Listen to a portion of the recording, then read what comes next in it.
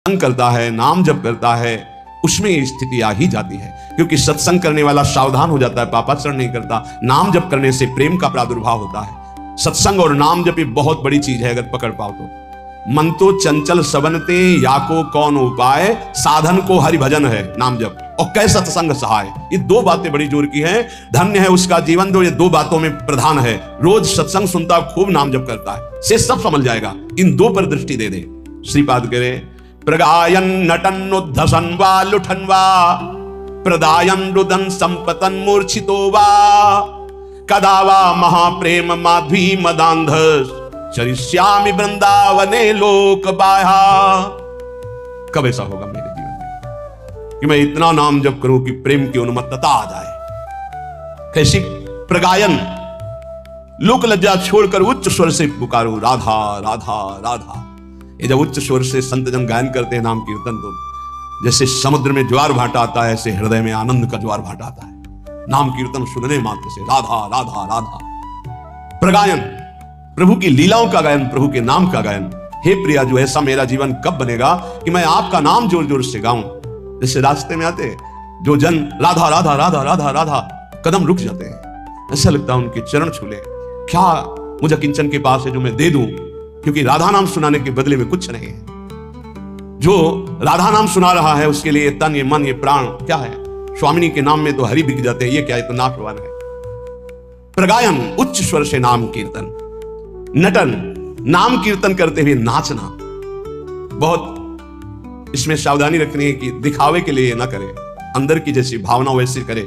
इसमें दिखावे के लिए ना करे कि हम प्रेम का ऐसा बाह्य प्रदर्शन कर रहे हैं, तो वो फिर ठीक नहीं है। अगर बाह्य प्रदर्शन है तो नाचत अति ही रसाल, सेवक जी महाराज के बड़ा रस में दिखा रहे हैं, से ना जल बींधे जंजाल, मानो कोई जाल में बंध गया हो, अपने को छुटा रहा है, ऐसा नहीं। नाचत अति ही रसाल, ताल न शोभित प्रीति बिनु, जन बींधे जंजाल, श्री हरिवंश कृपा बिना। बहुत रस में नृत्य दिखाए रहे, लेकिन अंदर से प्रियाजू को दिखाने का भाव नहीं, तो कोई महत्व नहीं। यहां प्रभु के लिए है। प्रगायन, नटन, अपने स्वामी के सामने नृत्य कर। बहुत बड़ी इससे प्रेम लक्षणा भक्ति का भाव जागृत होता है। बहुत बड़ी बात है प्रभु के सामने नृत्य करना, पर केवल प्रभु को लक्ष्य करके। यह शर्त है, अगर अंदर आपका यह है कि किसी के भी दिखाने का भाव है, तो वो भक्ति के अंतर्गत नहीं आएगा। आचार्यों ने मना किया है, दिखावा नहीं, अपने आराध्य देव के लिए। प्रगायन नटन नोद्धसन, महाप्रेम रस में अपने आराध्य देव को प्रसन्न देख करके खूब आनंदित हो रहा है, हंस रहा है। लुठन, इतना आनंद बढ़ा कि वो वृंदावन की रज में या भूमि पे लौट रहा, आनंद में लौट रहा है। प्रदायन, वो बड़े उच्च स्वर से एकदम चीख के, ऐसा देखा आपने बहुत उच्च कोटि के महापुरुष गंगा किनारे कभी कभी चीख पड़ते थे। नीलमणि, बड़ी जोर से गूंजता गंगा जी के किनारे, नीलमणि नीलमणि, प्रभु के लिए ऐसे पुकारते। जैसे कुछ समय पहले यमुना जी के पल्ली पार दिगंबर रहते थे संत एक झोपड़ी में, वो चीख के बोलते थे राजकुमारी राजकुमार, राजकुमारी राजकुमार, ऐसे मतलब प्यारी जो और प्यारे जो को राजकुमारी राजकुमार, श्यामा श्याम को बोलते थे। ऐसे वृंदावन की तरफ देखते और ऐसे बोलते राजकुमारी राजकुमार, दिगंबर रहते थे, बोले बड़े उच्च स्वर से। फिर रुदन, एकदम भाव बदला, आनंद समानेरा, तो रोना शुरू कर दिया। आनंद अश्रु या फिर विरह अश्रु, रोना शुरू। प्रदायन रुदन, फिर आके संपतन मूर्छितो वा, ऐसी विकलता बढ़ी कि मूर्छा को प्राप्त हो गया। कदावा, क्या ये लक्षण प्रेम के कभी हमारे अंदर प्रकट होंगे? प्रगायन नटन नोद्धसन वा लुटन वा, प्रदायन रुदन संपतन मूर्छितो वा। ये ऐसे महापुरुष लोक के लोक को तारने की सामर्थ्य रखते हैं। मम भक्ति युक्तो भुवनम पुनातु, जिनकी आंखों में अश्रु है, शरीर में रोमांच है, गदगद कंठ है, ध्यान में प्रिया प्रीतम है, ऐसे महापुरुष सतरति सतरति सा लोकांतार्यति।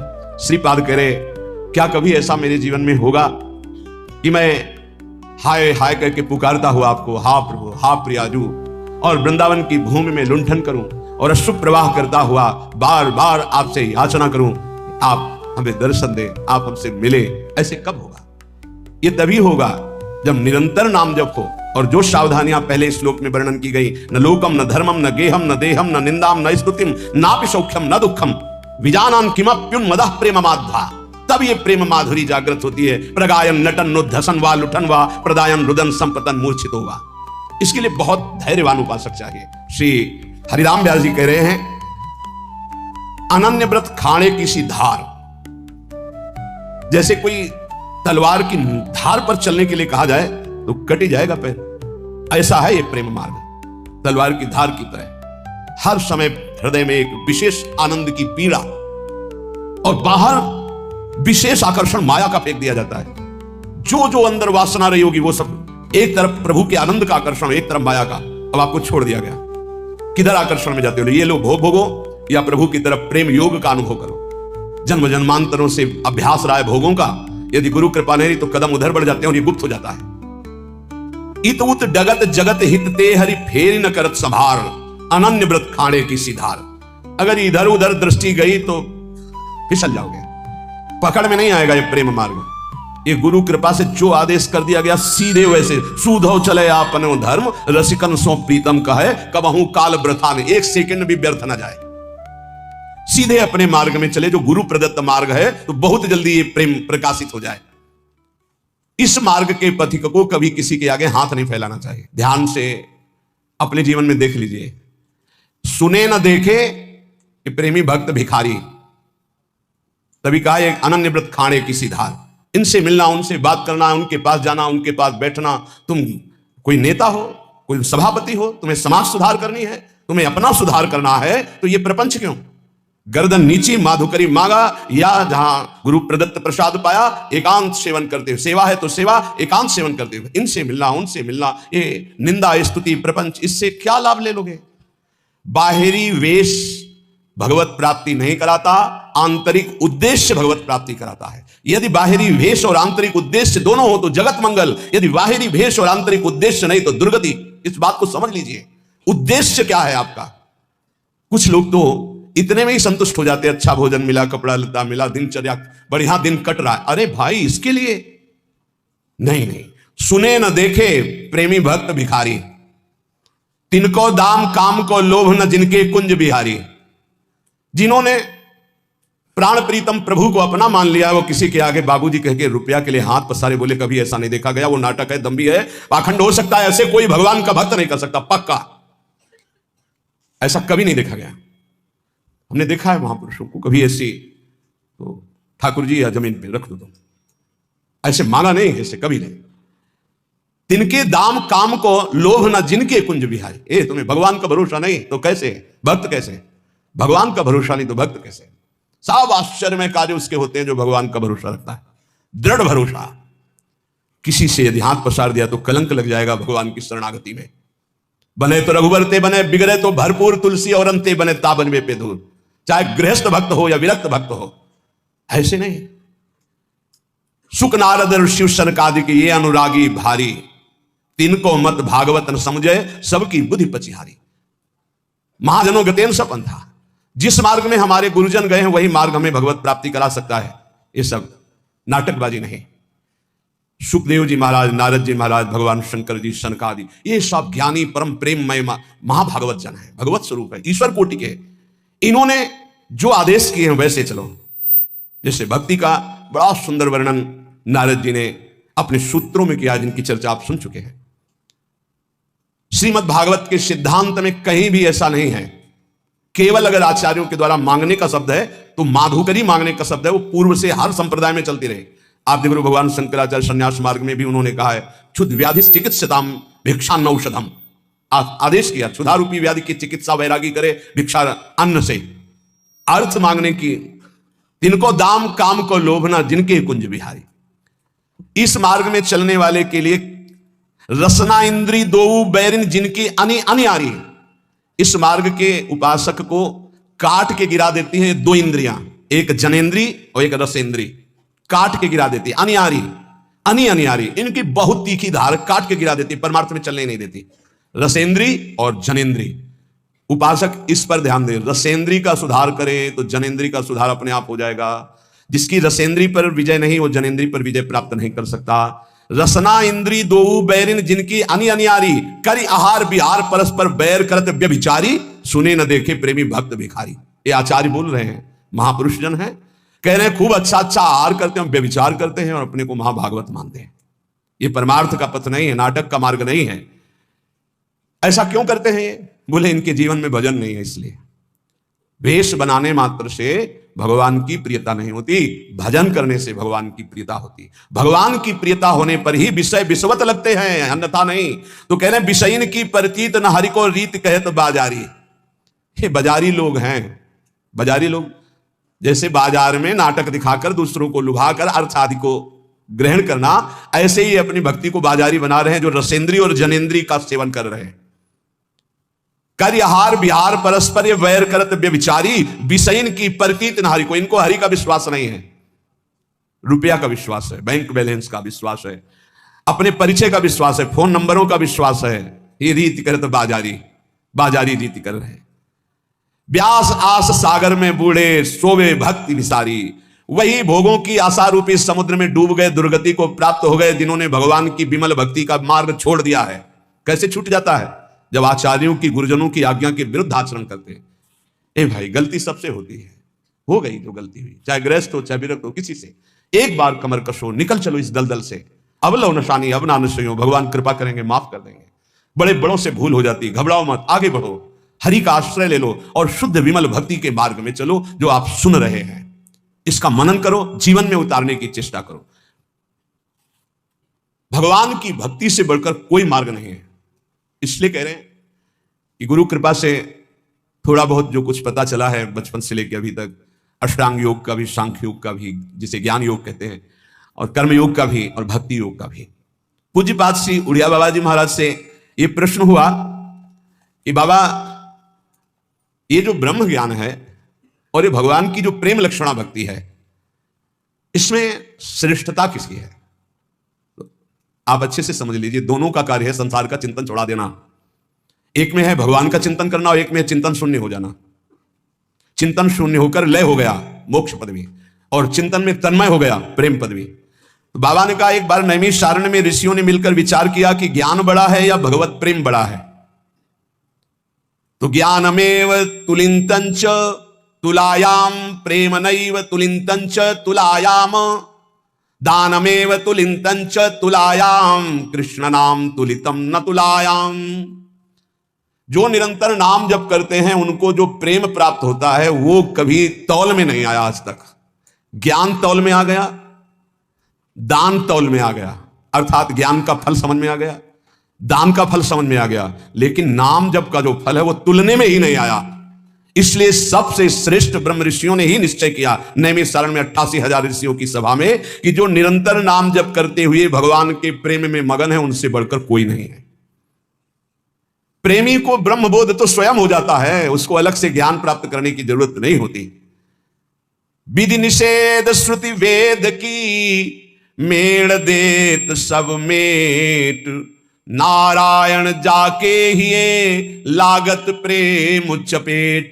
नेम धर्म धीरज समुझी सोच विचार अनेक, नारायण प्रेमी निकट इनमें रहे नएक। जिनको प्रभु के चरणारविंद की प्रेम लक्षणा भक्ति में प्रवेश मिल गया, वो वेद से ऊपर उठ गया, वो वेद प्रतिपादित विधि निषेध के ऊपर हैं।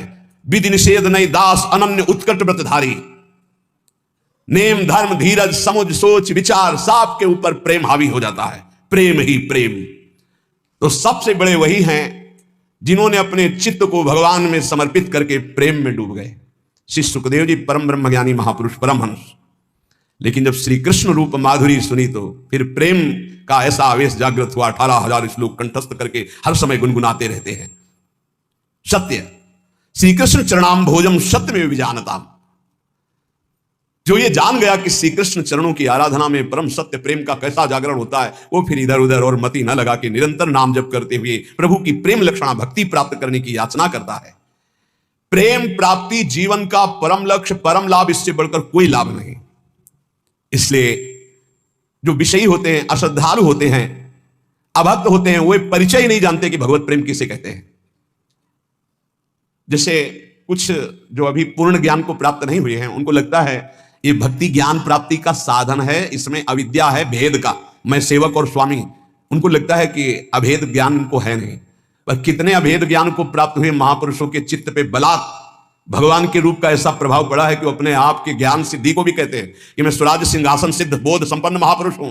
फिर भी श्री कृष्ण की रूप माधुरी ने बलात् मुझको दास बना लिया, इसलिए कृष्णात परम तत्व किमपि महम न जाने, श्री कृष्ण से भी कोई परम तत्व बढ़कर मैं नहीं जानता। प्रेम। उद्धव जी को कुछ ऐसा ही था कि गोपीजनों के पास जाऊंगा, ज्ञान का उपदेश करूंगा और वो समझ जाएंगे कि श्री कृष्ण का भक्त कितना ज्ञानी होता है। जब यहां आए तो धूल दूषरित हो गए। वृंदावन की रज ने ही उनको वैसा अनुभव करा दिया कि वो अपने ज्ञान को लघु मानने लगे और प्रेम पिपासा इतनी जागृत हुई कि गोपियों की चरण धूल उड़कर हम पर पड़े, इसलिए हमें यहां कोई तृण घास, कोई गुलमलता औषधि बना दी जाए ब्रज की।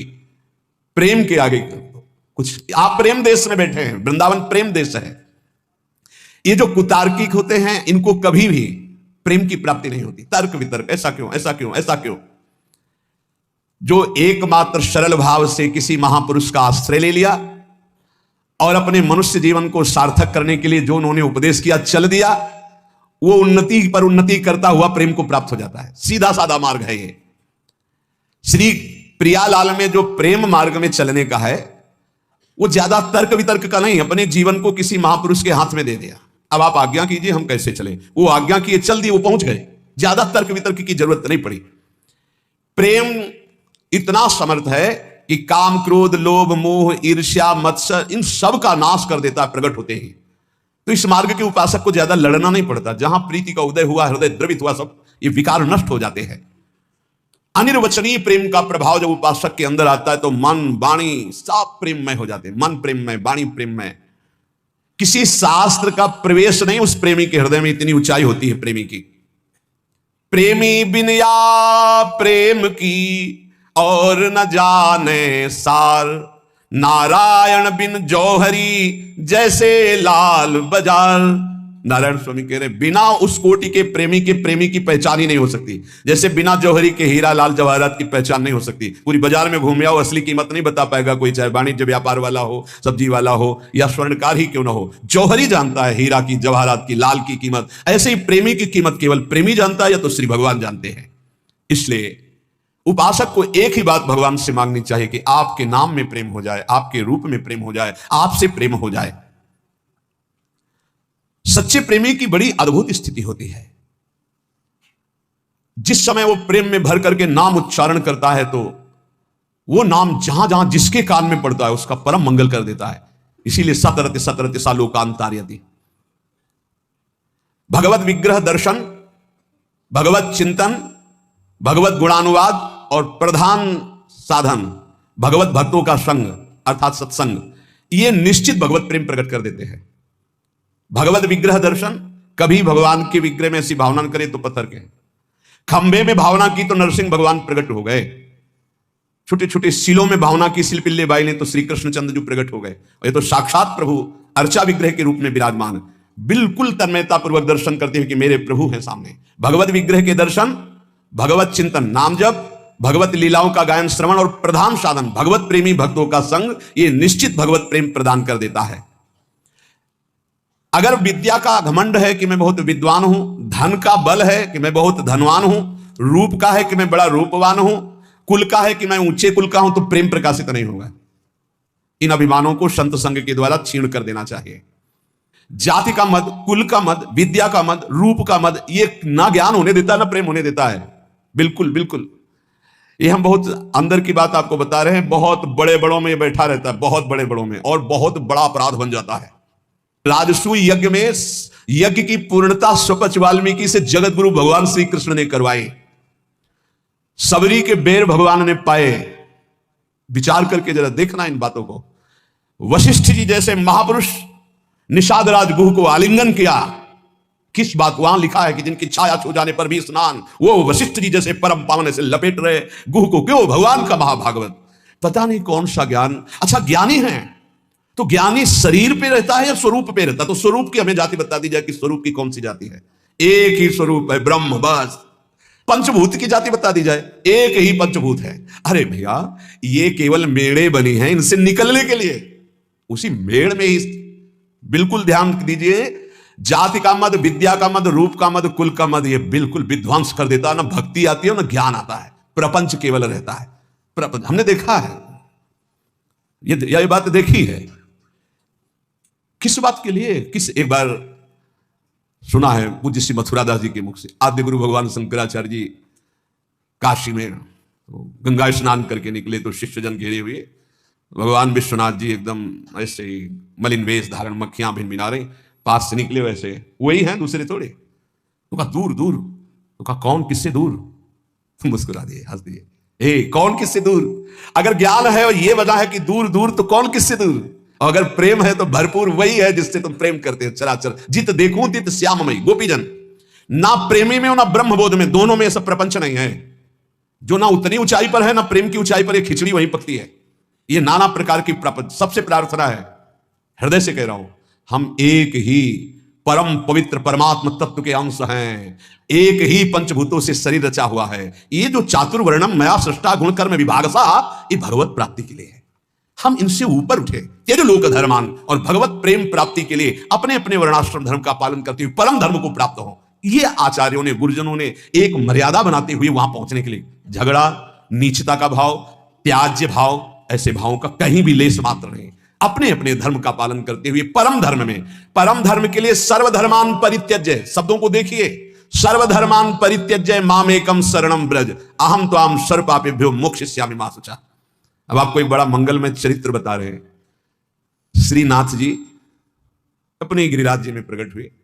पास में ही ब्रजवासियों का एक छोरा जो चतुर्वर्ण में आता था, उनके साथ खेलते थे जाके मंदिर से निकल के। श्री गोविंद स्वामी जी ने सखा थे, उन्होंने देखा, अब सखा का भाव तो सखे जैसा होता है, उसका भी कान्हा ही नाम था।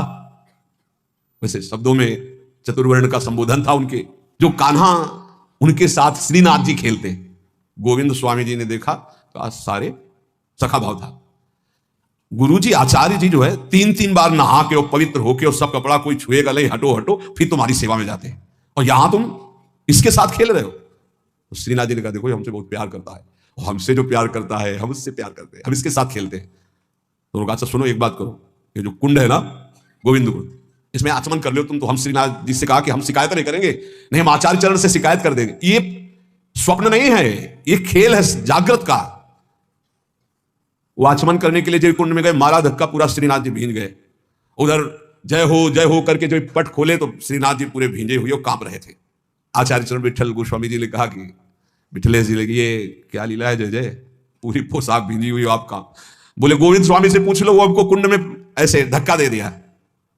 इतना उद्दंडता करते हैं आपके साथ, बुलाए गोविंद स्वामी को, बुलाओ। बहुत उच्च कोटि के महापुरुष गोविंद जानते थे आचार्य चरण।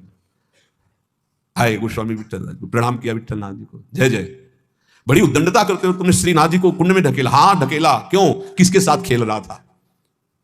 बोलो, श्रीनाथ जी से कहा बोलो ना किसके साथ खेल रहे थे? तो श्रीनाथ जी जो बोले जय जय, ये अमुक वर्ण के लड़के के साथ खेल रहा था। तो कहा जय जय, तो उनका देखो आप रोकना मत, जो हमसे प्रेम करते हैं हम उनको अपना मानते हैं, जो हमारे हैं उनमें ये सब। तो ये अच्छे से आप समझ लीजिए, हमारे प्रभु केवल अपनापन देखते हैं, अपनापन। ये सब मायाकृत रचना है, ये सत्य नहीं है। सत्य है हम भगवान के हैं, ये बात सत्य है। हम भगवान के अंश हैं, ये सत्य है। ये सत्य नहीं है शरीर जहां पैदा हुआ है, जहां बढ़ा है, जहां पला है, वो इसी भूमि में गाड़ दिया जाएगा, इसी में राख बन जाएगा, ये सत्य नहीं है। हमारा जो स्वरूप है वो अविनाशी, परम पवित्र, त्रिकाल में कभी अपवित्र होने वाला नहीं, वो सच्चिदानंद में परम सत्य है। इस बात को अच्छे से समझा जाए, हम सब भगवत प्राप्ति कर सकते हैं। जैसे जैसे महान भागवत हुए, वही अंश आपके अंदर है। केवल आप विषयों के चिंतन में, विषयों में, खेलों में अपने जीवन को नष्ट कर रहे हैं, इसलिए आप कह रहे हैं कि मैं बहुत ऐसा। अगर आप अभी चिंतन करने लगे, भगवत स्वरूप में आए, तो आप प्रभु के जन हैं, आप प्रभु के स्वरूप हैं, आप प्रभु में हैं। ये जानने की बिल्कुल, ये जो बाहरी बातें इनको लेकर के बड़ा चुभता है जब किसी बड़े के मुखों से सुनते हैं। हमें प्रोत्साहन देना चाहिए उसको भगवत प्राप्ति के लिए, ना कि उसको इतना गिरा देना चाहिए कि वो कभी सोच ही ना पाए कि मैं भी भगवत प्राप्ति कर सकता हूं। हमारा इतिहास भरा हुआ है कि कोई भी कहीं से भी भगवान का भजन करे तो वो भगवत स्वरूप को प्राप्त हुआ है, वो महान ऋषि बन गया है। इसलिए सबसे प्रार्थना है, पूज्य पादुड़िया बाबा जी कह रहे कि जैसे विद्वता का बल, जाति का बल, धन का बल, रूप का, ये सब भगवत भक्ति उदय नहीं होने देते।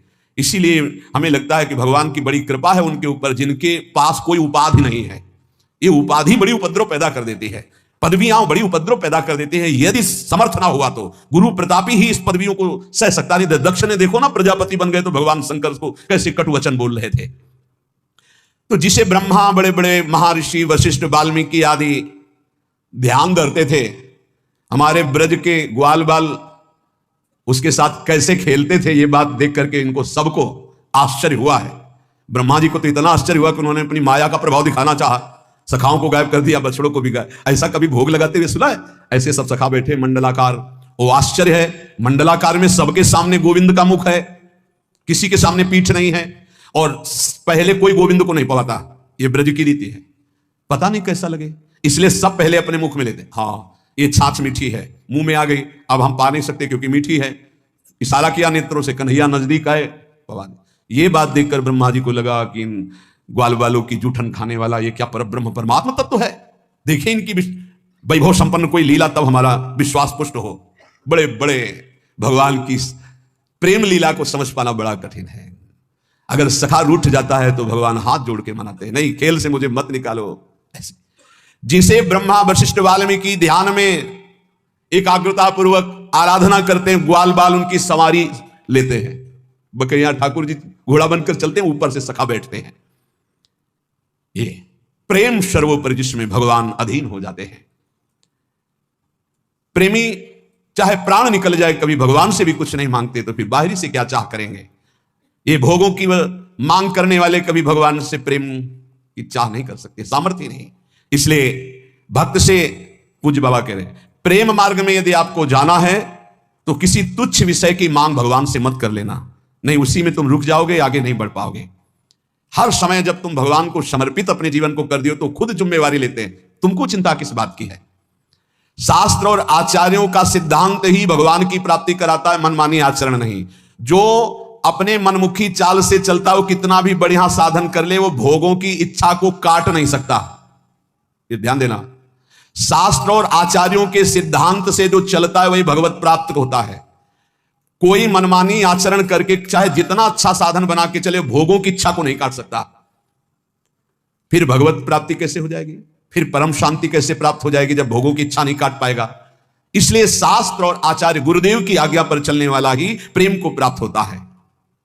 भगवान में कोई इच्छा स्वयं नहीं है, प्रेमी की इच्छा ही जाकर के भगवान में इच्छा प्रकट करती, खेलने की, भोग आरोगने की। जैसी भक्त इच्छा करता है, भावे मोहि जोई सोई सोई करें प्यारे। प्यारे पूर्ण काम है, उनको कोई भोग की आवश्यकता, किसी क्रीड़ा की आवश्यकता नहीं। सेवक जी महाराज कहते हैं, मांगो मन मनसि दासी अपनी करी, पूर्ण काम सदा हृदयम। आप पूर्ण काम हो हे प्रियालाल, हमारी आवश्यकता नहीं, पर हम ये अपने भाव आपको कि मांगो मन मनसि दासी अपनी कर, आप मुझे अपनी दासी बना लो, अपनी सेवा में रख लो, ये मेरी मांग है, आपको आवश्यकता नहीं है। भगवान में भूख नहीं है, भगवान में इच्छा नहीं है, चाह नहीं है। भक्त की इच्छा, भक्त का भाव, भक्त की इच्छा भगवान में भूख पैदा करता है। ये ऐसी प्रेम की बात।